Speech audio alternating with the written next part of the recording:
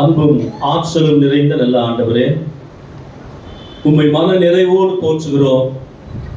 ஒரு மிகச்சிறந்த வழிபாட்டிலே நாங்கள் அமரவும், அதே வேளையில் உடைய திருச்சொற்களை கேட்பதற்கு எங்களை ஆயத்தப்படுத்திக் கொள்ளவும் நீ தந்த மட்டிலா இரக்கத்திற்காக நாங்கள் உமக்கு துதி தோத்திரங்களை எடுக்கிறோம். சிறப்பாக உம் சொற்களை கேட்பதற்கு நாங்கள் எங்களை பக்குவப்படுத்தி திருப்பாதத்தில் காத்திருக்கிற போது, நாங்கள் கேட்கவிருக்கிற உடைய சொற்கள் எங்கள் மனதிற்கு மகிழ்ச்சியை மட்டுமல்ல, மாறாக நாங்கள் நடக்க வேண்டிய வழிகளை கண்டித்தோ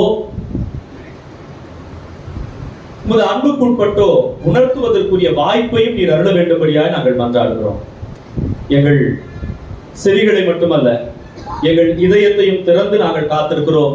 விண்ணில் இருந்து உம் மன்னாவினால் எங்களை நீர் நிரப்பும். மீட்பர் இயேசுவின் வழி வேண்டுகிறோம். அன்பின் நல்ல கடவுளே, ஆமென்.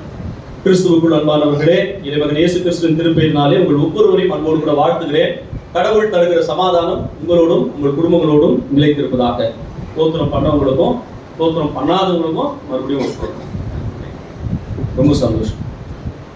அன்பானவர்களே, இந்த மகிழ்ச்சிக்குரிய தருணத்தில் இப்படிப்பட்ட ஒரு மிக சிறந்த ஐக்கியத்தோடு நான் பங்கு பெறுவதற்கு, இணைவதற்கு எனக்கு மிக சிறந்த வாய்ப்பினை தந்த அருமையான சகோதரி அருள்பணி கௌசல்யா சாம்சன் அவர் இங்கே வந்துட்டீங்களா? கௌசல்யா சாம்சன் அவர்களுக்கும், என் உடன் நண்பர், அவருடைய துணையாளர், சிறு வயது முதல் நாங்கள் நண்பர்கள், அருள்பணி சாம்சன் அவர்களுக்கும் என் நன்றியை தெரிவித்துக் கொள்கிறேன். அதே போல சிறப்பாக நேற்று தினத்தில் செயலரிடத்தில் பேசிக் கொண்டிருக்கிற போது கூட பேராய செயலரிடத்தில் இங்க இருக்கிற செயலரை பற்றியும் பொருளரை பற்றியும் அவர் சொன்னார். இங்க போறேன் அப்படின்னு சொன்னார். அந்த அடிப்படையில் மிக சிறந்த செய்திகளை உங்களை பற்றி நான் கேள்விப்பட்டேன். அந்த அடிப்படையில் செயலர், பொருளர் மற்றும் இருக்கிற சேகர குழு அங்கத்தினர்கள் ஒவ்வொருவருக்கும் என் மனமார்ந்த நன்றியை நான் தெரிவித்துக் கொள்கின்றேன். சிறப்பாக இந்த நாளுக்குரிய கதாநாயகர்களாக, கதாநாயகிகளாக இங்க வீச்சிருக்கிறவர்கள் நிறைய பேர் மேக்கப் பண்ண வந்திருக்கிறீங்க. வீட்டுக்காரங்க முகத்தை மட்டும் அப்படியே தூக்கணும் வந்திருக்கிறீங்க. எந்த டச்சப் ஒர்க்கும் இல்லை. அதில் வந்த உடனே பார்த்தேன், தம்பி சர்மா இருந்தான். அவனை பார்க்கும்போதே தெரிஞ்சது, சரி டச்சப் ஒர்க் எதுவும் இல்லை இன்னைக்கு. ஆனால் உங்களுக்கெல்லாம் உண்டு. அதில் என்ன ஒரு சிறப்புனா, நீங்கள் பாடிய 2 பாடல்கள் மிக சிறப்புக்குரிய பாடல்கள். முதல் பாடல் இயற்சிவர் இருக்கிறாரா சகோதரர்? சரி ஐயா, நன்றி. என்ன மிக சிறந்த பாடல்களை பாடக்கூடிய ஜஸ்டின் பிரபாகரன் அவர்களை நினைத்து பார்ப்பதற்கான வாய்ப்பு கிடைக்கப்பட்டது. அவர் தான் இப்படிப்பட்ட பாடல்களை பாடுவார். இப்படிப்பட்ட பாடல்களை சமீப காலகட்டங்களாக நாம் நம்முடைய திருச்சபைகளில் இழந்து போயிருக்கிறோம். மனமாற்றத்திற்கு அழைக்கிற பாடல்களை நாம் தவறி இருக்கிறோம். அதை மறுபடியும் நீங்கள் கையில் எடுத்திருப்பது என்பது மிகுந்த மகிழ்ச்சி. அதே வேளையில் அருமை நண்பர் சாம்சன் அவர்கள் இயற்றிய பாடல், அது மிக செவிக்கு இனிமையாக மட்டுமல்ல, பொருள் நிறைந்த பாடலாக அது அமைந்தது கண்டு நான் மகிழ்ச்சி அடைகிறேன். இப்படிப்பட்ட ஆவிக்குரிய பணிகளிலே தொடர்ந்து நீங்கள் வளர்ச்சி பெறுவதற்கு கடவுள் தம் பேராற்றலை தந்துள்வாராக. அன்பானவர்களே, இப்போ கொஞ்சம் மூச்சு விட்டுறேன், இயல்பு நிலைக்கு வரும். ஏதோ பெரிய விஷயம்லாம் நான் எடுத்து என்ன பண்ணல, மூட்டை கட்டின்னு வரல. உங்களை எதையும் நான் குழப்ப போறது கிடையாது. உங்களுக்கு தெரிந்த செய்திகளை மிக ரத்தின சுருக்கமாக மீண்டும் உங்கள் நினைவுக்கு நான் கொண்டு வர போகிறேன். இந்த நாளுக்குரிய தலைப்பு நமக்கு தெரியும். என்னங்க? டெய்லி பைபிள் ரீடிங் கார்டை வீட்டில் படிக்கிறவங்களுக்கு தெரியும். இன்னைக்கு தலைப்பு என்னங்க? அப்போ இங்க அந்த பழக்கம் கொஞ்சம் கம்மியா இருக்குமா? நீங்க ஞாபகம் வச்சு பிரிச்சு பார்த்துட்டீங்களா? இப்போ சரி, அது நம்ம அழகா செய்யலாம். தெரியும். நோய்களை குணமாக்குதல் என்பது இந்த நாளுக்குரிய தலைப்பு. ஒரு கதையோடு கூட இந்த அருளுரைக்குள் போகலாம் என்று நான் எண்ணுகிறேன். ஒரு தந்தை இருந்தார். அவருக்கு 2 பெண் பிள்ளைகள். 2 பெண் பிள்ளைகள்.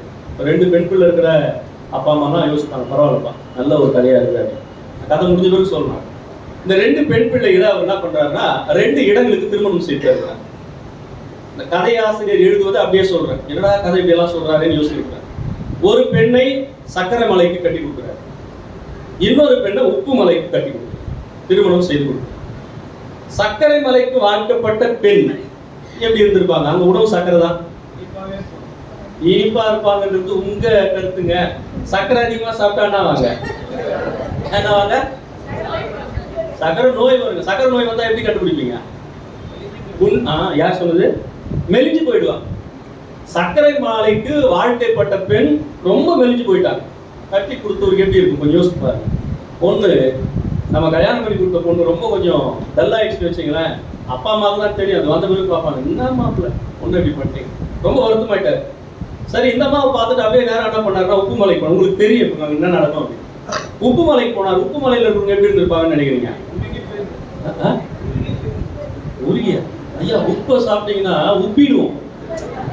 குண்டாயிட்டாங்க, அந்த அம்மா குண்டாயிட்டாங்க. பார்த்தாரு அப்பா, இது பிரச்சனை எங்க இருக்கு அப்படின்னா உணவுல இருக்குது பிரச்சனை.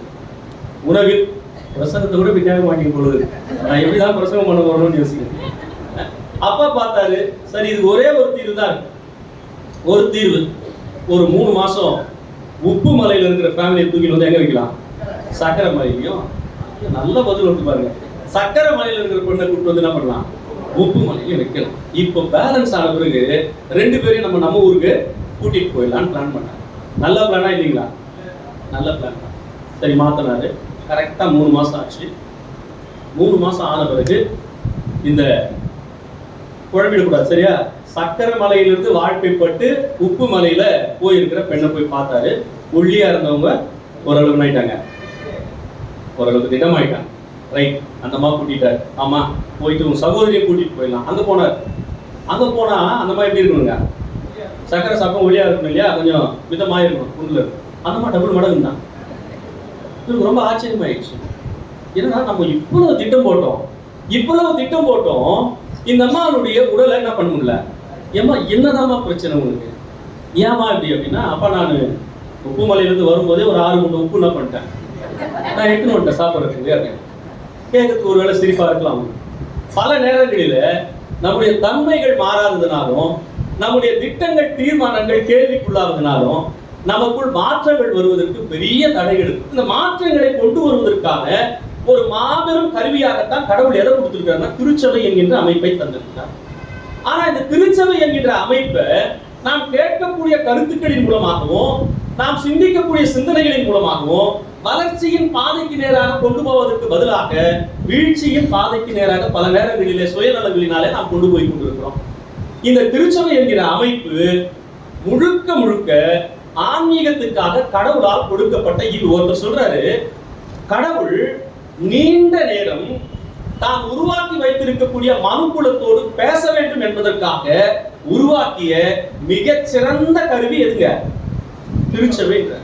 பெற்றவராகிய கடவுள், தாய் தந்தையாகிய கடவுள் தான் படைத்த தன் பிள்ளைகளோடு எல்லா நேரத்திலும் பேச வேண்டும் அல்லது நீண்ட உரையாடலை தொடர்ந்து கொண்டிருக்க வேண்டும் என்பதற்காக உருவாக்கின அமைப்பு தான் திருச்சபை என்று சொல்றார். இது வரைக்கும் நம்ம அதுக்காக பயன்படுத்தி இருக்கிறோமான்னு பாருங்க. இப்போ தலைப்பு நோய் பற்றின தலைப்பு. இப்ப நாம் பெற்றிருக்கக்கூடிய கருத்தமைப்பிலிருந்து சில கொஞ்சம் பேலன்ஸ் ஆகி போகணும். அதற்காக தான் இந்த தலைப்பு தந்திருக்காங்க, நோய்களை குணமாக்குதல். நோய்னா என்னங்க? வியாதினா சிக்னஸ்னா இல்னஸ், இப்படியே போயிட்டே இருக்கும் பாருங்க. நோய் என்பது என்ன அப்படின்னா, ஒரு மனிதனுடைய உடலிலோ அல்லது உள்ளத்திலோ ஏற்படக்கூடிய குறைவு அல்லது மாற்றத்தின் தன்மை, இதை நோய் அப்படின்னு நம்ம சொல்லலாம். இந்த நோய் நீங்க எடுத்தீங்கன்னா பல விதமான நோய்கள் இருக்குது. எந்தெந்த நோய் சொல்லுங்க பார்க்கலாம். 1900ஆவது ஆண்டு வாக்கில் நீங்க பாத்தீங்கன்னா நிறைய என்ன நோய்கள் வரும்? தொற்று நோய் வருமா? தொற்று நோய் வரும். திடீர்னு காலரா வரும். ஒவ்வொரு குடும்பத்துல 4 பேர் 5 பேர் கூட என்ன பண்ணுவாங்க, இறந்து போயிடும். அந்த அனுபவங்கள் நம்ம முன்னோர்கள் இடத்துல இருந்தது என்பது நமக்கு தெரியும். தொற்று நோய்கள் வரும், பல தொற்று நோய்கள். இப்ப நமக்கு ஏற்படக்கூடிய நோய்கள் பெரும்பாலும் எப்படிப்பட்ட நோய்னா லைஃப் ஸ்டைல் டிசீஸ் அப்படின்னு சொல்றாங்க. வாழ்க்கை முறை மாற்றத்தினால் ஏற்படக்கூடிய வியாதிகள் அப்படின்றாங்க. அப்ப தொற்று நோய்கள் இருந்தது, இல்லைன்னா சில நேரங்களில் விட்டமின் குறைபாடுகள்னால வியாதிகள் வரும். இப்ப வர்றது என்ன வியாதி அப்படின்றாங்கன்னா லைஃப் ஸ்டைல் டிசீஸ் அப்படின்றாங்க. வாழ்க்கை முறை நோய் அப்படின்னா எதெல்லாம் சொல்லலாம் யோசிச்சு பாருங்க, நீங்களும் பேசணும். பிபி, சுகர், ஒபிசிட்டி, கொலஸ்ட்ரால், எல்லாமே. என்னன்னா ஒரு காலகட்டத்தில் நாமெல்லாம் நல்லா உழைப்போம், நல்லா சாப்பிடுவோம், நல்லா உழைப்போம், நல்லா சாப்பிடுவோம். இந்த உலக போக்கு நம்முடைய பணிகளுடைய போங்கை மாற்றிவிட்டது. நம்ம எல்லாருமே இப்போ உடல் அளவில் உழைப்பதற்குரிய செயல்பாடுகள் எல்லாம் இழந்து நிற்கும். ஒரு காலகட்டத்தில் நமக்கு வியாதிகள் வந்ததுன்னு வச்சுங்களேன், நம்ம வீட்டில் இருக்கக்கூடிய நம்ம அம்மா அப்பா நல்லா முதிர்ந்தவர்கள் யோசிப்பாரு, அவங்க செய்யக்கூடிய உணவுகள் மூலமாகவே நம்முடைய வியாதியை சரி பண்ணி. ஒருத்தர் எழுதுறாரு, மஞ்சள் இஞ்சி மூலிகையோ மண்ணில் உள்ள வேர்களையோ அருந்துற தண்ணீரையும் மருந்தாக கொண்டிருந்தோம். மஞ்சள் இஞ்சி மூலிகையோ மண்ணில் உள்ள வேர்களையோ அருந்துற தண்ணீராக மருந்தாக கொண்டிருந்தோம். மருந்தே உணவாக உணவே மருந்தாக, மருந்தே உணவாக உணவே மருந்தாக இருந்தோம் பழகி வந்தோம் பரம்பரையா வாழ்ந்து வந்தோம். இருந்தோம் பழகி வந்தோம் பரம்பரையா வாழ்ந்து வந்தோம். போதுங்கய்யா, பாட்டு உங்களுக்கு புரிஞ்சிருக்கும். உணவிலேயே நம்முடைய நோய்களை குணப்படுத்துவதற்கான பேராற்றலை இறைவன் வைத்திருக்கிறார். உணவில் மட்டும் வைத்திருக்கிறாரா அப்படின்னா, உணவில் மட்டுமே அவர் நம்முடைய நோய்களை குணமாக்குவதற்கான ஆற்றலை வைக்கவில்லை, மாறாக நம் உடலிலும் வைத்திருக்கிறார். நமக்கு தெரியும், நம்முடைய உடலில் 31 லட்சம் கோடிக்கு மேல அணுக்கள்.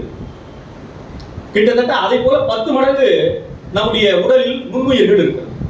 இப்ப சராசரியா நம்முடைய எடையில, நான் இருக்கக்கூடிய இந்த எடையில ஒரு 1.5 கிலோ எடையை நான் என்ன பண்ணணும்னா லெஸ் பண்ணணும். ஏன் லெஸ் பண்ணணும் அப்படின்னா, அந்த 1.5 கிலோ எடை எதற்கானது அப்படின்னு பாத்தீங்கன்னா, வெயிட் நுண்ணுயிர்களுக்கான. நுண்ணுயிர்களுக்கான உடலுக்குள்ளேயே ஏதாவது ஒரு நோய் நமக்கு வருகிற போது நம் உடலில் இருக்கக்கூடிய நுண்ணுயிர்கள் அதை எதிர்த்து போராடும். இது எதிர்த்து போராடக்கூடிய தன்மையையும் கடந்து மிக வீரியமாக கிருமிகள் இருக்குமானால் அப்பதான் நமக்கு என்ன வருங்க, வியாதி உண்டாகும்.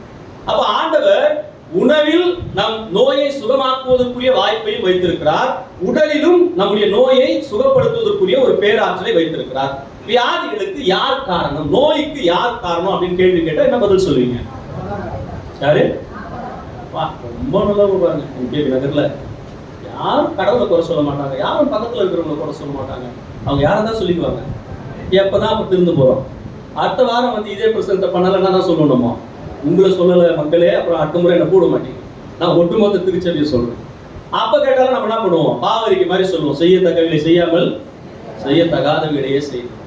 நோய்களுக்கு யார் காரணம் அப்படின்னு யோசிக்கும் போது பல நேரங்கள்ல நம்மை சுற்றி நடைபெறுகிற அல்லது நமக்குள் நடைபெறுகிற நம் குடும்பத்துக்குள் நடைபெறுகிற நோய்களுக்கு நம்ம பல நேரங்கள் சொல்லுவோம், ஆண்டவர் என்ன ஏன் இப்படிலாம் சோதிக்கிறாருன்னு எனக்கு தெரியவே அப்படின்னா. இதே பக்கத்து வீட்டுக்காரனுக்கு அந்த வியாதி வந்துச்சுன்னு வச்சுங்களேன், ஆண்டவர் சும்மா இருப்பாரா? அவன் பண்ண தப்புக்கு அவனும் விட மாட்டாரு. இது வியாதியில மட்டும் கிடையாது, ஒரு விபத்து ஏற்பட்டா கூட நம்ம சொல்லக்கூடிய கூற்று இதுதான், எனக்கு ஏற்படக்கூடிய பிணிகள், எனக்கு ஏற்படக்கூடிய வியாதி, எனக்கு ஏற்படக்கூடிய பிரச்சனைகள் எல்லாம் நான் ரொம்ப யோபு மாதிரி பரிசுத்தவான் இருந்தாலும் ஆண்டவர் என்ன சோதிக்கிறார். ஆனா நான் விரும்பாத ஒரு நபர், எனக்கு பிடிக்காத நபர், இந்த நபருக்கு வரக்கூடிய வியாதியா இருக்கட்டும், பிரச்சனைகளாக இருக்கட்டும், இதெல்லாம் எதனால வருதுன்னா அவர் செய்யக்கூடிய பாவத்தினால் வருகிறது. தமிழ்ல ஒரு திருக்குறள் இருக்கு, நல்ல திருக்குறள், உங்களுக்கு தெரியும், சொல்லுங்க பார்க்கலாம். நோய் நாடி நோய் முதல் நாடி அது தணிக்கும் பாய் நாடியா? ஞாயிற்றுக்கிழமை பாயின்றீங்களா? சிக்கன் கறிக்கு பாய் நாடி பாய் பச்சை. அதுக்கு அழகான விளக்கங்கள் நிறைய பேர் கொடுத்துருக்காங்க. இந்த மையம் தான் இன்றைக்குரிய செய்தி. நீங்க கவலையே பட வேணாம், இன்னும் கொஞ்ச நேரத்தில் நான் முடிச்சிடுவேன். இந்த திருக்குறள்ல இருக்கக்கூடிய விளக்கங்கள் நிறைய பேர் எழுதியிருக்காங்க. அதுல கலைஞர் ஒரு விளக்கம் எழுதினார், கட்சி சார்பில், அவர் தமிழ் ஆசானா பார்த்தேன், அதை விட்டுருங்க.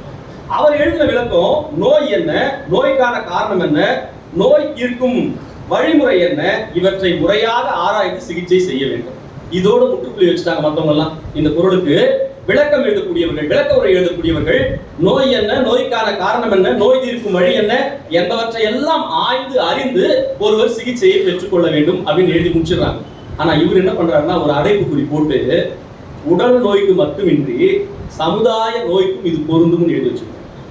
வேற யாரும் இந்த விளக்கத்தை எழுது, அது அடைப்புக்குறியில் எழுதுறார். அதை இந்த திருக்குறளுக்கான பொருளாக அவர் பதிவு செய்யாமல் ஒரு அடைப்புக்குறிக்குள்ள இது உடல் நோய்க்கு மட்டுமல்ல, மாறாக சமுதாயத்தில் ஏற்படுகிற நோய்களுக்கும் பொருந்தும் என்று எழுதி வைத்திருக்கிறார். இயேசுவினுடைய வாழ்வுக்கு நம்ம, இயேசுவினுடைய வாழ்வில் பெரும்பாலும் அவர் அதிகமாக அறியப்பட்டது, பிரசித்தியானது எதனால அப்படின்னு சொல்லி, கிட்டத்தட்ட 1997ஆம் ஆண்டு ஒரு பட்டிமன்றம் நடைபெற்றது.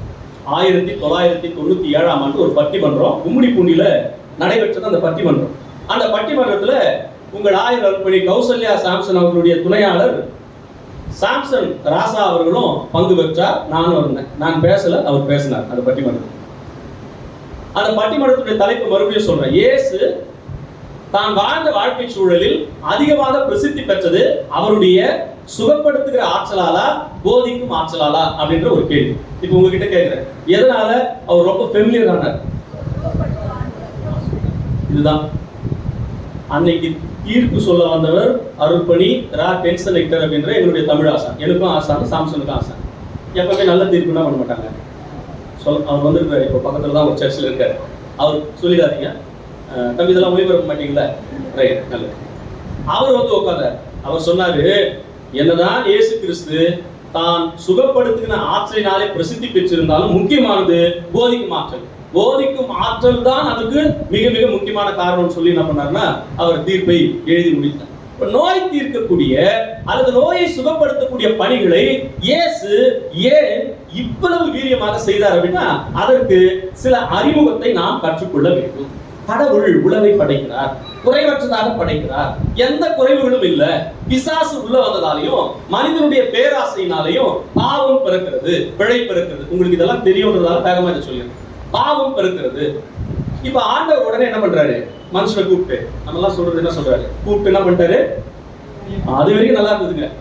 ஆண்டவர் என்ன பண்ணாரு? சாபத்தை கொடுத்துட்டாரு. இந்த பதில் தான் எதிர்பார்த்தேன். சாபத்தை கொடுத்துட்டாரு. அதனாலதான் மனுஷனுக்கு மரணம் வந்தது. மனுஷன் நெத்தி நிலத்துல விடுற வரைக்கும் என்ன பண்றான்? கஷ்டப்படுறான் அப்படின்னு சொல்றோம் இல்லைங்களா? சாபம் ஆண்டவர் தந்ததா இல்ல. திரும்ப ஒருவேளை அப்படி விளக்கங்களை கொடுத்துருக்கலாம். என்னன்னா, மனிதன் செய்த பாவத்தினால் இந்த சூழல் வந்ததா அல்லது கடவுளுடைய சாபத்தால் வந்ததா அப்படின்னு கேட்டா எதுதான் முக்கியமானது? இவன் தப்பு பண்ணலன்னா இது வந்திருக்கிறதுக்கு வாய்ப்பு இல்லவே. அப்ப மனிதனுடைய பிழையினால நிறைவாக இருக்க வேண்டும் என்பதற்காக படைக்கப்பட்ட இந்த உலகம் குறைவானதாக மாறி போனது. ஆரோக்கியமாக இருக்க வேண்டிய மனிதன் நோயுள்ளவனாக மாறி போகிறான். எல்லா இடங்களிலும் வேறுபாடுகள் நிறைந்து வருகிறது. அப்ப கடவுள் என்ன பண்றாருன்னா, சீரழிந்த இந்த சமூகத்தை சரி செய்வதற்கு தனி மனிதர்கள், ஆபிரகாமா இருக்கலாம், ஈசாக்கா இருக்கலாம், தொடர்ந்து மோசேவா இருக்கலாம், இப்படிப்பட்ட தனி மனிதர்கள் மூலமாக இந்த மக்கள் கூட்டத்தை வழிநடத்தி அவர்களை தொடர்ந்து பேசி பேசி மாற்றமடைவதற்கான வாய்ப்பை தேடுகிறார். அதை தொடர்ந்து நியாயாதிபதிகள், அதை தொடர்ந்து யார் வருவாங்க? தீர்க்கதரிசிகள், இறைவாக்கினர்கள். இப்படி பல மனிதர்களின் மூலமாக குறைவுக்குட்பட்ட அல்லது பாதிப்புக்குட்பட்டு இருக்கக்கூடிய இந்த உலகத்தை சரி செய்வதற்கான முயற்சியை மேற்கொண்டார்.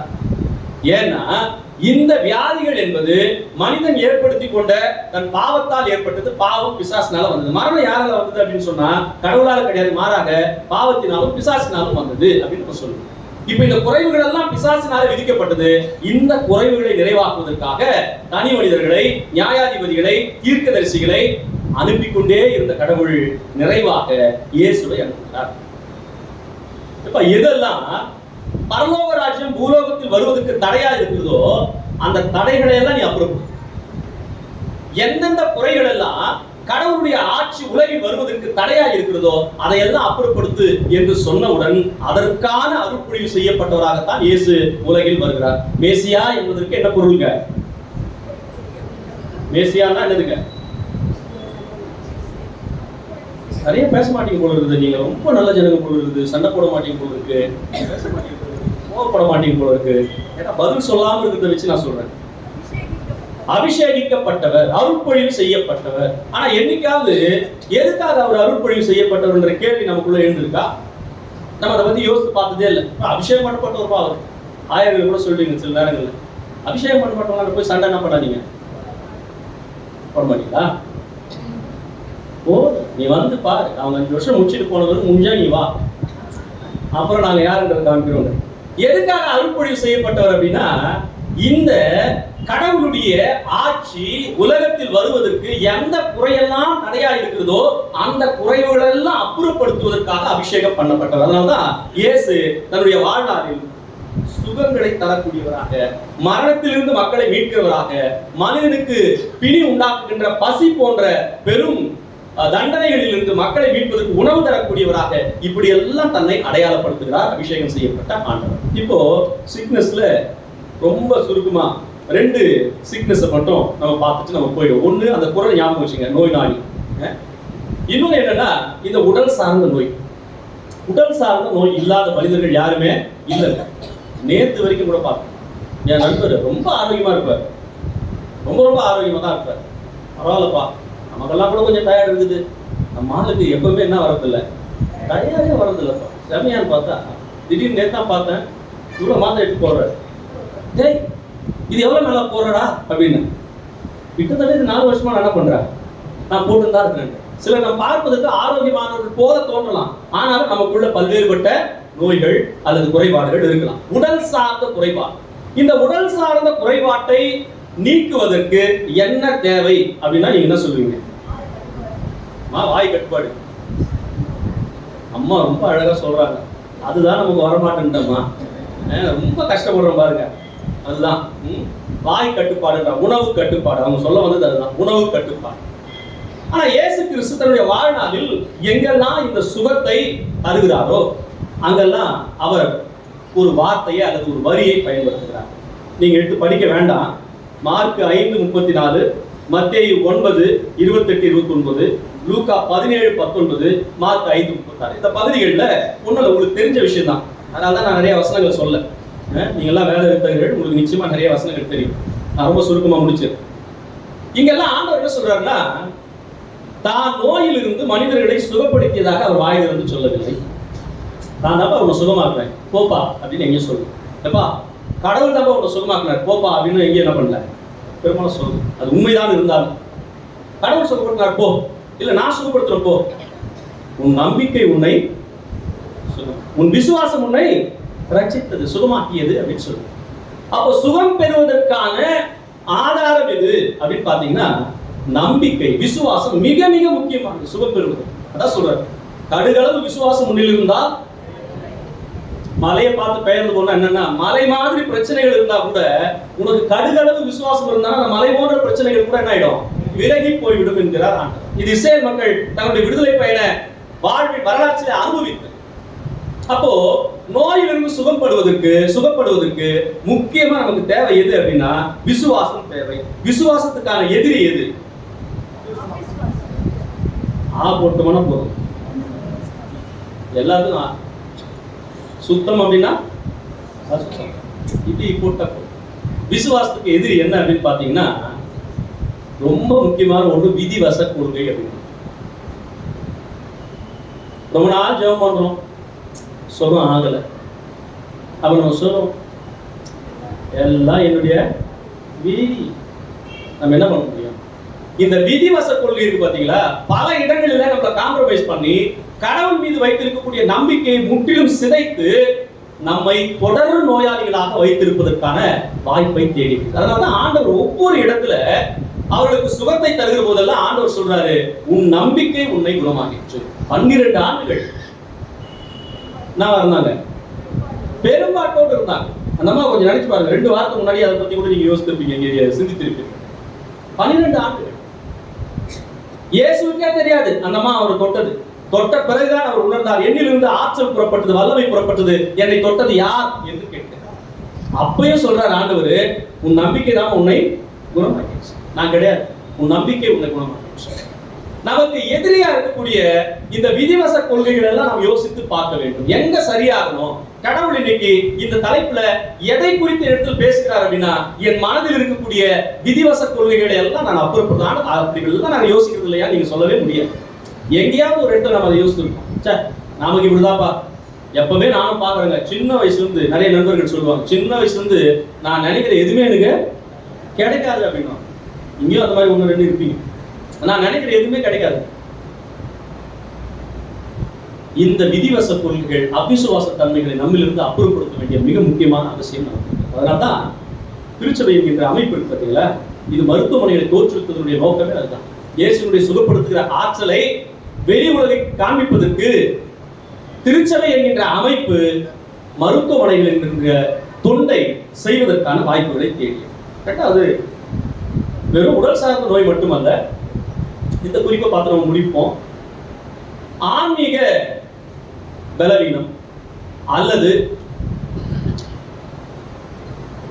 மனநல பலவீனம், இது எல்லாருக்குமே இருக்கும், எல்லா இடங்களிலும். இந்த குறிப்பிட்ட பகுதியில நடைபெற்றிருக்கக்கூடிய நிகழ்வு தொடங்கும் போது, யோவான் நற்செய்தி 9வது அத்தியாயத்தில் இது தொடங்குகிற போது இப்படிப்பட்ட கேள்வியோடையே தொடங்கும். இயேசு சென்று கொண்டிருக்கும் போது பிறவிலேயே பார்வையற்ற ஒருவரை கண்டார். ரபி, இவர் பார்வை அற்றவராய் பிறக்க காரணம் இவர் செய்த பாவமா, இவர் பெற்றோர் செய்த பாவமா? இது என்ன நோய் அப்படின்னு பாத்தீங்கன்னா, இங்கதான் நோய் நாடி நோய் முதல் நாடி என்கின்ற குரல்ல அடைப்புக்குறிக்குள் அன்பு மூதறிஞர் கலைஞர் அவர்கள் எழுதிய இது சமுதாய நோய்க்கும் பொருந்தும் அப்படின்றார் இல்லையா, அதுபோல சமூக நோயை போக்குவதற்கான செயலையும் இங்கு ஆண்டவர் செய்தார். யூதர்களுடைய சிந்தனையின் அடிப்படையில நீங்களும் நானும் அறிந்ததுதான், நோய்க்கான காரணம் பாவம். பாவம் தான் ஒரு மனிதனை குறைவுக்கு உட்படுத்துகிறது. ஒரு மனிதனை உடல் குறைபாடுள்ளவராக உலகில் வருவதற்கு அடிப்படை காரணம் அவர் செய்திருக்கக்கூடிய பிழைகள் தான் காரணம் அப்படின்னு சொல்லுவாங்க. நகரி பகுதிகளில் பணியாற்றிய போது ஒருத்தர் சொல்லுவார், ஐயா அவர் பண்ணா தப்பு இல்லையா, ஆனா உடானா என்ன பண்ணுவாருன்னா சண்டை போட்டு வந்து கோயிலை கூட்டிடுவாரு. எந்த சண்டைனாலும் சர்ச்சை லாக் பண்ணுவார், எது பண்ணாலும் பண்ணுவாங்க. ஐயோ அவங்க ஒய்ஃப் கட்சியில் வந்தாங்க இல்லையா, குழந்தை பிறக்கும் போது பார்த்தீங்கன்னா குழந்தை எப்படி பிறந்துச்சு, ஒரையா பிறந்துச்சு. கோயிலை கூட்டினாரு, என்ன ஆயிடுச்சு? ஆண்டவர் அப்படி விரும்புறவர் கிடையாது. ஏன்னா சிலுவையிலேயே அவர் வந்து அந்த துன்பத்தையே தாங்கி எதிரில் இருக்கிறவர்களை மன்னிப்பதற்கான பேராற்றலை கொண்டவர் ஆண்டவர். அதுதான் உங்களுக்கு எனக்கு கற்றுக் கொடுக்கிறார். அப்போ வியாதிக்கு காரணம், உடல் குறைபாடுகளுக்கு காரணம் மனிதன் செய்யக்கூடிய பாவம் என்கின்ற மாபெரும் புரிதல் முன்னைய ஏற்பாட்டிலும் யூத மனித குல வரலாற்றிலும் ரொம்ப ஆழமாக உணர்த்தப்பட்டு வந்தது. இங்க அதனாலதான் இயேசுவின் சீடர்கள், இயேசு என்கின்ற மாபெரும் ஒரு மீட்பர், இயேசு என்கின்ற அல்லது மேசியா என்கின்ற அருட்பொழிவு செய்யப்பட்ட ஒரு தலைவர், அவரோடு கூட நீண்ட நாட்கள் பயணித்த சீடர் கூட்டம் கேட்கிறது, இவர் செய்த பாவமா, இவருடைய பெற்றோர் செய்த பாவமா? அதுக்கு ஆண்டவர் சொன்ன பதில் என்னங்க? இவர் செஞ்ச பாவம் இல்ல, இவர் பெற்றோர் செய்த பாவமும் அல்ல. கடவுளுடைய மாட்சி வெளிப்படும் பொழுது இவர் இப்படி பிறந்திருக்கிறார் என்று சொல்லுங்க. இப்ப அங்க எதை சரி பண்ணாருன்னு பாத்தீங்கன்னா, ஒண்ணு பார்வையற்ற இந்த மனிதனுடைய கண்களுக்கு ஒளியாக இயேசு மாறியது, உடல் சுகத்தை தந்தது ஒரு பக்கம் இருப்பின், இன்னொரு பக்கம் இந்த சமூக வாழ்வில் தவறான சிந்தனைகளை கொண்டிருக்கக்கூடிய தம் சீடர்களை போன்ற பிற மக்களுக்கு மத்தியில அந்த தவறான சிந்தனை என்கின்ற நோயையும் சமூக நோயையும் இயேசு சுகப்படுத்துகிறார். ரெண்டு விதமான சுகத்தை நீங்களும் நானும் நினைவில் கொள்ள வேண்டும். ஒன்று, உடல் சார்ந்த பலவீனங்கள் விசுவாசத்தால் சுகப்படுத்தப்படும். அல்லது சமூகத்தில் காணப்படுகிற வியாதி, கருத்தமைவு ரீதியான வியாதி. என்னென்ன வியாதி அப்படின்னா அதை பார்த்து நம்ம முடிக்கலாம். என்னென்ன வியாதி இருக்குங்க சொசைட்டில? ஏற்றத்தாழ்வு, அப்புறம் அதுக்கு மேல எதுவுமே வராது. எதையும் நான் வாயில இருந்து சொல்றது, சில விஷயங்கள் நான் பேசவே. சாதியம் முக்கியமா உங்க சைடு வரல, அதாவது அடுத்த செஷன் நம்ம பேசுவோம்.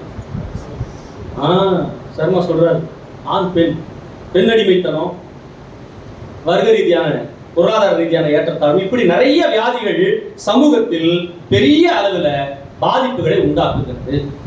இந்த பாதிப்புகளில் இருந்து நாம் எப்படி மீள முடியும்னா, உடல் சுகவீனத்தை விசுவாசத்தால் நாம் சுகப்படுத்திக் கொள்ள முடியும். இயேசுவின் மீது, கடவுளின் மீது கொண்டிருக்கக்கூடிய விசுவாசத்தால் உடல் சுகமடையும். அதுல எந்த மாற்று கருத்தும் இல்ல. சமூகம் சீர்கெட்டு போயிருக்கக்கூடிய இந்த சமூக வியாதிகள் எப்படி மாறும் அப்படின்னா, எப்படிங்க மாறும்? தொடர்ந்து ஆண்டவர்கிட்ட பேசிட்டு இருந்தா தான் மாறும். எங்க வந்து பேசணும்? ஆலயத்துக்கு வந்து பேசணும். ஆலயத்துல வெறும் அல்லேலூயா பாடி ஸ்பிரிச்சுவல் சாங்ஸ், அந்நிய பாஷையில பேசி இதுல மட்டுமே மாற்றங்கள் வந்து விடாது. இது கூடாதுன்னு நான் சொல்ல, அப்புறம் அதை போய் என்ன பண்றது, தவறா சொல்றாரு. இது கூடாதுன்னு. ஆலயம் என்பது எதுக்குன்னா, இச்சமூகத்தினுடைய வியாதிகள் எல்லாம் ஒட்டுமொத்தமாக ஒழிவதற்காக அமைக்கப்பட்டிருக்கிற மிக சிறந்த அமைப்பு. இங்க பேசக்கூடிய கருத்துக்கள் என் மனதில் நான் ஏதாவது வியாதிக்குட்பட்டவனாக, சமூக வியாதிக்குட்பட்டவனாக இருக்கிற பட்சத்துல என் மனதில் இருக்கக்கூடிய அந்த வியாதியின் தன்மைகள் எல்லாம் இயேசு களைய வேண்டும். அதற்கு என் செவினார் திறக்கணும், என் இதயத்தை திறந்து காண்பிக்க வேண்டும். நிறைய பிரச்சனை இருக்குது, என்னால என் சக உறவை ஏற்றுக்கொள்ளவே முடியும். ஏங்க? மறுபடியும் உங்க ஒரே ஒரு விஷயம் கேட்கிறேன். என்ன கேட்கிறேன் அப்படின்னா, இந்த திருச்சபையில் நான் அன்பு செலுத்தாத ஒரே ஒரு ஆள் கூட இல்லைங்க அப்படின்ற கை தூக்குங்க பார்க்கலாம். எல்லார் மேலேயும் நான் அன்பு செலுத்துறேங்க. ஒரு நபரை கூட நான் வெறுக்கலங்க. நான் சேலஞ்ச் பண்ணி சொல்றேன். கோயில்ல சொல்றீங்க, அதே உங்களுக்கு ஞாபகப்படுத்து. கோயில்ல சொல்றீங்க, அதே ஞாபகப்படுத்து. இந்த திருச்சபையில என் அன்புக்கு உட்படாத, நான் அன்பு செலுத்தாத ஒரே ஒரு நபர் கூட கிடையாதுன்றவங்க தைரியமா கை தூக்குங்க. நிறைய வேலை இருக்கு கௌசல்யாமா. அதாவது சொல்லுவாங்க பாருங்க, மந்திரவாதிகளாம் இங்க இருக்குது, இங்க இருக்குதுன்னு பாத்தீங்களா? அந்த மாதிரி இங்க உருப்படியா இருக்கிறது ஒண்ணுதான் போல. அப்பா யோசிக்காதீங்க, ஏன்னா கை தூக்குறது ஒருத்தர் தான். அதனால இங்க இருக்குது. என்ன இருக்குது அப்படின்னா, ஐயா ஐயோ தெய்வமே பாக்கல, வெரி குட். அந்த பக்கம் ஒண்ணு, ஆண்ல ஒண்ணு, பெண்ல ஒண்ணு. 3 4 5 சூப்பரியா. இதுதான் வழிபாடு. இஸ்ரேல் மக்களுடைய வாழ்க்கையில வழிபாடுன்றது என்ன தெரியுங்களா? செலிப்ரேஷன். நம்மள மாதிரி அவங்க அமைதியா என்ன பண்ண மாட்டாங்க, உட்கார்ந்துட்டு இருக்க மாட்டாங்க. இப்படிதான் இருக்கும் லைவ்லியா. வர்ஷிப் அப்படின்றது இப்படிதான் இருக்கும். ஐயா சொன்னார் 5 பேர், இந்த பக்கம் ஒரு 3 பேர் இருக்கிறாங்க அப்படின்னு. பரவாயில்ல, இந்த சர்ச்சில் நம்பிக்கை துளிர் விடுகிறது. நீங்கள் செய்ய வேண்டியது, நான் உடல் அளவில் பலவீனப்படுவதை என் விசுவாசத்தால் இயேசுவிடத்திலிருந்து பெற்றுக்கொள்ள முடியும். ஆனா உள்ளத்தில் எனக்கு ஏற்பட்டிருக்கக்கூடிய வியாதிக்காக தான் நான் இன்னும் வந்திருக்கிறேன். நிறைய பேஷண்ட், பிசிக்கல் பேஷண்ட் நீங்க கிடையாதுமா. மனதளவில் அன்பு என்கின்ற மருந்தை ஏற்றுக்கொள்ள வேண்டிய நிறைய வியாதியஸ்தர்கள் இந்த திருச்சபையில் இருப்பதாக உணர்கிறேன். அந்த வியாதிக்கு நிச்சயமா இயேசுவை தவிர வேற யாராலையும் மருந்து என்ன பண்ண முடியாதுங்க, தர முடியாது. கிறிஸ்தவ விசுவாசத்தினுடைய அடிப்படை சாராம்சம் ஒன்றே ஒன்று. ஆண்டவர் கொடுத்த கட்டளை, மிக சிறந்த கட்டளை. உன்னிடத்தில் அன்பு செலுத்துவது போல. கேட்கிறவங்களுக்கு, வெளியிலிருந்து கேட்கிறவங்களுக்கு ரொம்ப ஈஸியா இருக்கும். அன்பு செலுத்துறது தானே, போல கூட செஞ்சிடலாம் ஈஸியா. அன்பு செலுத்துவதை போல கடினமான உலகத்துல வேற எதுவுமே கிடையாது. என் முகத்துக்கு நேராக நான் செய்யக்கூடிய நீதியையும் கடந்து என்னை அவமானப்படுத்துகிறது, என்னையும் என் குடும்பத்தையும் அசிங்கப்படுத்துகிறது, என்னை ரொம்ப சாதி நிமித்தமாக அல்லது ஆண் பெண் என்கிற பாகுபாடு நிமித்தமாக அல்லது ஏழை என்பது நிமித்தமாக என்னை உதாசீனப்படுத்துகிறது. இவங்க மேல எப்படி அன்பு செலுத்த முடியும்? நிறைய பேர் ஏன் கை தூக்கலன்னா இதான் காரணம். நியாயமான துக்கங்களினாலும் நியாயமான முறையில அவர்களுக்கு இருக்கக்கூடிய மனவேதனையினாலும் சக உறவுகள் மீது நம்மளால என்ன பண்ண முடியல, அன்பு செலுத்த முடியல. எனக்கு ஒரு நீதி இருக்கு. அந்த நீதி எனக்கு எதிரில் இருக்கிற ஒரு மனிதனை அநீதியாளனாக காண்பிக்கிறது, அவன் செய்து சரியில்லை அப்படின்னு. அதனாலதான் நான் மேல சக உறவுகளை ஏற்றுக்கொள்ள முடியவில்லை. ஒரு சிம்பிள் மேட்டர் சொல்லி முடிக்கலாம். என்னன்னா, இங்க இருந்து நம்ம சவுதி அரேபியா போறோம். சவுதி அரேபியாவில் இருக்கிறோம்னு வச்சுக்கோங்க. அங்க ஒரு 2 தமிழ்காரர் இருக்கிறாங்க, ஒரு 2 உருது பேசுறவங்க இருக்கிறாங்க. நீங்க எல்லாம் வாழறீங்க. உருது பேசுறவங்களுக்கும் தமிழ்காரருக்கும் சண்டை வந்துச்சு. யார் கூட நிப்பீங்க? உண்மையை மட்டும் சொல்லணும். இதை சொல்லிட்டா முடிச்சிடலாம். தமிழ்காரங்க நியாயம், தமிழ்காரங்க நியாயம். இந்தியாவுக்கு வந்துட்டோம், டெல்லியில் இருக்கிறோம். ஒரு இந்திக்காரனுக்கும் ஒரு தமிழ்காரனுக்கும் சண்டை. யார் கூட நிற்பீங்க? தமிழ்காரர் கூட. தமிழ்நாட்டுக்கே வந்துட்டீங்க. தமிழ்நாட்டுக்கு வந்துட்டு மெட்ராஸ்ல இருக்கிறீங்க. திருநெல்வேலிக்கார ஒருத்தருக்கும் மெட்ராஸ்கார ஒருத்தருக்கும் சண்டை. யார் கூட நிற்பீங்க? இப்ப சொல்ல மாட்டீங்களா? திருநெல்வேலிக்காரங்க நீங்க அமைதியா இருக்கீங்க, மெட்ராஸ்காரங்க வர மாதிரி அமைதியா இருப்பாங்க. யார் கூட நிற்பீங்க? நம்ம எந்த ஊரோ அந்த ஊர் சைடு. சரியா? அப்படி வந்துடும். திருநெல்வேலிக்காரு, நாகர்கோவில்காரு, கன்னியாகுமரிக்காரு, இல்ல வேலூர்காரு, யாரோ ஒரு திண்டிவனங்காரு, எங்க ஊர் சைடு யாரோ அவர் கூட நம்ம நிற்போம். விட்டுரு, நீங்க இதை வேற மாதிரி நீங்க தொடர்பு படுத்தக்கூடாது. வாடா என் தெருவுக்கு போடான்ற மாதிரி. ரைட். சென்னையில நான் இருக்கிற பகுதியில பக்கத்து தெருக்காருக்கும் என் தெருவுக்காருக்கும் சண்டை. யார் கூட நிற்பாங்க? என் தெருவுக்கார கூட தான் நிற்பேன். அடுத்த தெருவுக்கார பண்ண தப்பு அங்க. இப்ப என் தெருவுக்கே வந்துருங்க. என் தெருவுல என் பங்காளிக்கும் என் எதிர் வீட்டுக்காரருக்கும் சண்டை. யார் கூட நிற்பாங்க? பங்காளி கூட நிற்பாங்க. இப்போ எனக்குள்ளே வந்துருங்க. எனக்கும் என் பங்காளிக்கும் சண்டை. யார் பக்கம் தான் நீதி? இதுதான் ஜஸ்டிஸ். நீதி என்பதற்கு ஒரே ஒரு பக்கம் கிடையாது. இங்க இருக்கிறீங்க பாத்தீங்களா? நியாயமான முறையில கூட நீங்க ஒருத்தரோட ஒருத்தர் பேசாம இருக்கலாம். உங்க பக்கம் ஒரு நியாயம் இருக்கலாம், ஆனா அவங்க பக்கமும் பேசாம போறது, முரண்பட்ட கருத்துக்களை வைத்துக் கொள்வது மட்டுமே சிறந்த தீர்வு கிடையாது. அது வியாதி. அன்பு செலுத்தாமல் இருப்பது வியாதி. என்ன பிரச்சனைனால நான் பேசாம இருக்கிறேன், என்ன பிரச்சனையால என்னால அன்பு செலுத்த முடியல, நான் எப்ப ஒண்ணு சேருவேன் என்கின்ற அந்த மன குறை தொடர்ந்து நம்முடைய இதயத்தில் ஒலித்துக் கொண்டே இருக்கவில்லை அப்படின்னு சொன்னா நாம கிறிஸ்துவராக இருப்பதற்கான வாய்ப்பே கிடையாது. என்னால இந்த நபர் மீது அன்பு செலுத்த முடியல, ஏன் சாமி, ஏன் ஆண்டவரே என்னால அன்பு செலுத்த முடியல, எனக்குள்ள அன்பு செலுத்த முடியாம இருக்கக்கூடிய இந்த வியாதி எப்போது மாறும் என்கின்ற அந்த குற்ற உணர்வு இருந்து கொண்டிருந்தால் தான் நாம் சரி செய்ய முடியும். இல்லைன்னா செய்யவே முடியாது, செய்யவே முடியாது. யோசித்துப்பா, 2 விதமான வியாதி. ஒண்ணு உடல் சார்ந்த வியாதி, அது பிரச்சனையே கிடையாது, தூக்கி போட்டுருங்க. வியாதி இல்லாத மனிதர்கள் உலகத்துல யாருமே இல்லை. ஆண்டவர் தொடர்ந்து நமக்கு அந்த வியாதிகளுக்கான தீர்வை மருந்து மாத்திரைகளின் மூலமாகவும் நாம் கொண்டிருக்கக்கூடிய விசுவாசத்தின் மூலமாகவும் நாம் எடுக்கிற பயிற்சிகளின் மூலமாகவும் அதை சரி செய்வதற்கான வாய்ப்புகள் இருக்கிறது. ஆனால் இந்த உலகத்துல நம்ம நீண்ட நாள் இருக்க போறது இல்லை, கொஞ்ச நாள் தான் இந்த பலவீனப்பட்ட சரீரத்தோடு இருக்க போகிறோம். அதுக்கப்புறம் நம்முடைய ஆன்மா பாதுகாக்கப்படுவதற்கு, நம்முடைய ஆன்மா தூய்மையாக்கப்படுவதற்கு கடவுள் இடத்துல போகுது. அப்படி போறதுக்கு முன்னாடி அவர் சொல்லியிருக்கிறாரு, உன் மீது அன்பு செலுத்துவது போல உன் சக உறவுகள் மீது நீ என்ன பண்ணு, அன்பு செலுத்து. முயற்சி பண்ணுங்களேன். முயற்சி பண்ணுவீங்களா? ஆண் சொன்னா சீக்கிரம் முடிச்சிடுவேன்னு ஒரு ஆண் இப்படிதான் நான் முயற்சி பண்ணுவேன்னு சொன்னேன். கிட்டத்தட்ட 2005ஆவது வருஷம் ஒரு இடத்துல ட்ரைனிங் போட்டாங்க. ஒரு மிக சிறந்த விடுதலை அமைப்பு, இருளின மக்களுக்காகவும் பிற மக்களுக்காகவும் சமூகத்துல இடிநிலையில இருக்கக்கூடிய மக்களுக்காக போராடுற ஒரு அமைப்பு. பயங்கரமா கற்றுக் கொடுத்தாரு அண்ணன். 3 மாசம் 1000 ஏழு அந்த மாதிரி இடங்களுக்கு போகணும். அப்போ அவர் கேட்டாரு, சுகீர்தராஜ் 3 மாசம் இந்த பயிற்சி எல்லாம் எடுத்துட்ட, இதை போய் உன் திருப்பணி வாழ்க்கையில நீ செய்வியா அப்படின்னு கேட்டார். நானும் உங்களை மாதிரி என்ன சொன்னேன், முயற்சி பண்ண. ஆமா, எங்க வரலையே, அது பயமா இருக்கு, கோயிலுள்ள எப்படி போய் செய்ய முடியாது. ஆனா முயற்சி பண்றேனே அப்படின்னு என்ன பண்ணாரு, ஒரு ஒயிட் பேப்பர் A4 ஷீட் எடுத்தாரு, கையில கொடுத்தாரு. தம்பி இதை கிழிக்கிறதுக்கு கொஞ்சம் முயற்சி பண்ணுங்க. அப்போ நாளா படிச்சு என்ன பண்ணேன், கிழிச்சிட்டேன். ஏன்பா நான் என்ன சொன்னேன் அப்படின்னா, சொல்லுவேன் கிழிக்க முயற்சி தானப்பா பண்ண சொன்னேன், நீ என்ன பண்ண, கிழிச்சிட்டே. அப்ப நான் அவனை கேட்டேன், அதே பண்ண முயற்சி பண்றதுன்னா, புரிஞ்சுதா? முயற்சி பண்றதுன்றது ஹம்பது அப்படி ஒண்ணு இல்லவே இல்லை. நீ சொல்ல வேண்டியது என்னன்னா, செய்வேன், அப்படி இல்லைன்னா செய்வேன். இந்த முயற்சி செய்யறேன்னு சொன்னோம்னா உங்க ஊழியத்துல எப்பவுமே நம்பவே நம்பாதங்க. இப்ப உங்களை நம்பதான் நம்பவான. அன்பு செய்ய முயற்சி செய்வீங்களா, இல்ல அன்பு செய்வீங்களா? அப்படியே தலைய கவிழ்ந்து கடவுளை பார்த்து ஒரு சின்ன ஜெபம் நம்ம ஏறெடுக்க போறோம். இன்னைக்கு இந்த இடத்துல ஒரு மிராக்கிள் நடக்கும். இன்றைக்கு இந்த இடத்தில் நிச்சயமாக கடவுளுடைய திருச்சன்னிதானத்தில் ஒரு பெரிய ஒரு மிராக்கிள் என் உடல் சார்ந்து மட்டுமல்ல, மாறாக என் உள்ளம் சார்ந்து நிகழப்போகிறது. அதற்கு நான் என் சரீரத்தை, என் ஆன்மாவை கடவுளின் கரத்தில் தரப்போகிறேன். ஜெபிப்போம். அன்பின் ஆண்டவரே, நன்றியோடு நாங்கள் போற்றுகிறோம். வாழ்க்கை என்பது நீர் எங்களுக்கு தந்திருக்கிற மிகப்பெரிய அருட்கொடை. இந்த அருட்கொடையில உடல் பலவீனங்களால பல நேரங்களில நாங்கள் பலவற்றை செய்ய தயங்கி போகிறோம். உள்ளம் நோய்வாய்ப்படுவதன் மூலமாக பல உறவுகளை நாங்கள் எழுந்து விடுகிறோம். இப்போதும் எங்கள் மனதில் நாங்கள் அதிகமாக வெறுக்கக்கூடிய ஒரு நபரை எல்லாம் யோசித்து பாருங்க.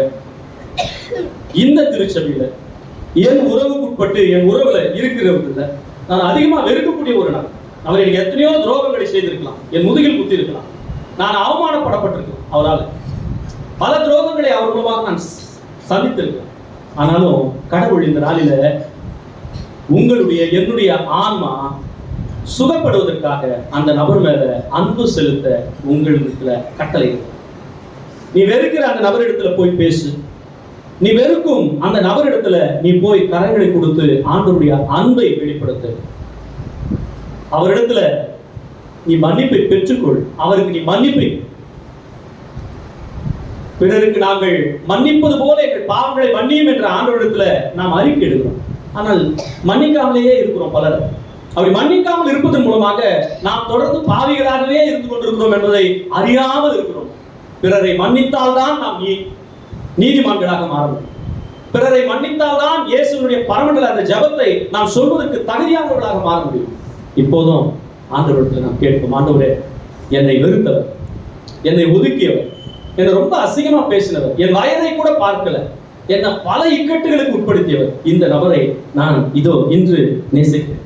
இந்த நபரை நான் இன்று முதல் அன்பு செலுத்துகிறேன். நான் போய் பேசுவேன். செயலற்ற விசுவாசம் எப்படி செத்ததோ அதுபோல செயலற்ற அன்பும் செத்தது. என் வாயில நான் ஒருவேளை அன்பான மனிதன் என்று சொல்லி இருக்கலாம், ஆனாலும் என்னுடைய அன்பை செயல்களில் நான் வெளிப்படுத்தவில்லை என்று சொன்னால், ஆண்டவரே உம் அழைப்பு, கிறிஸ்தவன் என்கின்ற என்னுடைய இந்த அழைப்பு வீணானதாக மாறி போகும் என்பதை நான் உணர்ந்திருக்கிறேன். இதோ முற்றிலும் திருக்கரத்தில் நான் அர்ப்பணிக்கிறேன். அடித்தவர்கள், அவமானப்படுத்தியவர்கள், ஆடைகளை உரிந்து எரிந்தவர்கள், உம்மை நோக்கி பார்த்து எச்சில்களை உமிழ்ந்தவர்கள் எல்லாரும் மீதும் உம்மால் அன்பு செலுத்த முடிகிறது. ஏன் என்னால் முடியும்? என்னால் முடியும் சாமி. என் சக உறவு, அது என் கணவனாக இருக்கலாம், என் மனைவியா இருக்கலாம், என் குடும்ப உறவுகளாக இருக்கலாம், என் அலுவலகத்தில் இருக்கிற பணியாளர்களாக இருக்கலாம், சமூகத்தில் என்னோடு வசிக்கிறவர்களாக இருக்கலாம், திருச்சபையில் இருக்கக்கூடிய அன்பர்களாக இருக்கலாம். ஆண்டவரே, என்னுடைய கடினமான இதயத்தை உடையும், அன்பு செலுத்துவதற்கு தடையை கொண்டு வருகிற பிசாசினுடைய எல்லா விதமான சக்திகளையும் என் இதயத்திலிருந்து அப்புறப்படுத்தி மிருதுவான இதயத்தை தந்து இயேசுவை போல சக உறவுகளை மன்னித்து உறவு கொள்வதற்குரிய வாய்ப்பை எங்களுக்கு தாரும். இதோ இந்த அற்புதத்தை நாங்கள் எங்கள் இதயத்தில் நிகழ்த்திக் கொள்ள, எங்கள் குணத்தில் நிகழ்த்திக் கொள்ள நீர் எங்களுக்கு அருள் செய்யும். அர்ப்பணிக்கிறோம், கருவிகளாக பயன்படுத்தும். இயேசுவின் வழி வேண்டுகிறோம் அன்பின் கடவுளே. ஆமென், ஆமென்.